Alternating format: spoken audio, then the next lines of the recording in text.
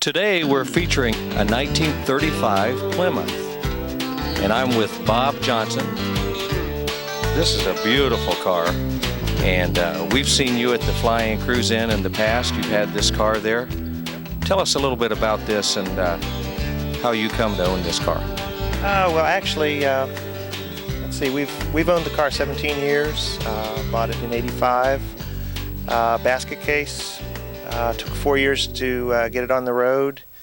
Well, it's not original, much to the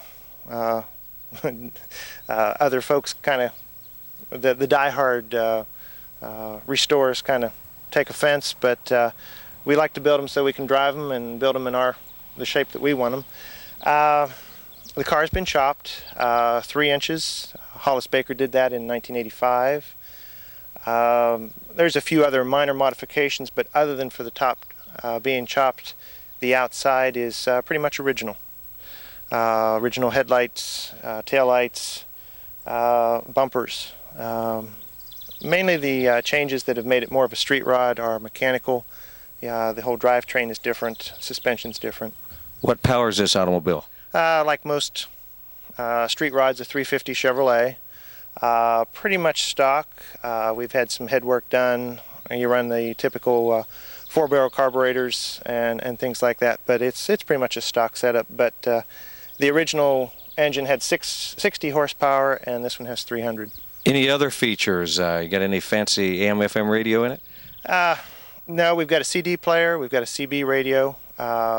It's got cruise control, air conditioning.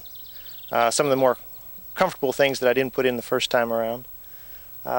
Otherwise, it's like a lot of the street rods out there. You try to detail them the best you can. How did you come about this paint scheme and colors? Well, part of the reason we redid the car 2 years ago is the car was all red to begin with for those first 10 years, and I'd see somebody to show and they say, "Oh, I saw you over at such and such a place," and I'd say, "No, I wasn't there," and they'd say, "Oh, well, it must have been some other red car." So there are a lot of red cars out there. For a short time we had another street rod that was more of a purple color, and when they were parked in the garage and you'd look across the two, I thought, well, the purple doesn't really go too badly with the red, so we wanted something more dramatic and ended up with the purple on the front. I noticed the turn signals look a little different than original. I hadn't figured out how to put the turn signals in there and have them look like they belong there. That's sometimes a tough thing to do with street rods. So I went ahead and just mounted amber lenses behind the chrome bezels, and we get a lot of people that ask, well, gee, where'd you get those, or are those original? And they are, sort of. This hood ornament, is that original? It's original for 1935.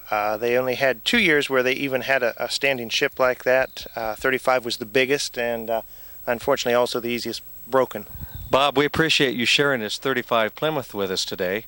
It's a beautiful day, and we're looking forward to seeing it at the next Flying Cruise Inn. We'll be there at the Flying Cruise Inn. I know it's over the Labor Day weekend, and we always kind of make plans for that.